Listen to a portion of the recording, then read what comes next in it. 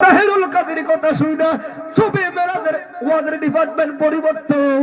এখন বুঝলাম কি রে, তোলে বাইতুল মুকাদ্দাসে খেলো কেন?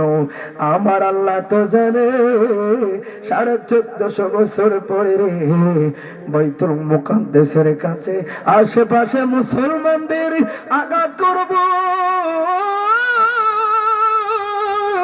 1450 বছর আগে রে রহমতুল লিল আলামিন রে লইয়া তুই রাকাত নামাজ পড়া ওই গাজার অঞ্চলের মানুষের সত্য নবী আইলো কারে রহমতুল লিল আলামিন।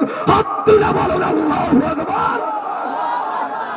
ও যুবক, আল্লাহু আকবার, নারায়ে তাকবীর, আল্লাহু আকবার, নারায়ে রিসালাত, ইয়া রাসূলুল্লাহ, নারায়ে গাউসিয়া, ইয়া গাউসুল্লাহ। এ যুবক এবার শুনে রাখ ভাই বন্ধুরে, খোদার কসম যদি কথাগুলো মনোযোগ দিয়ে শোনো,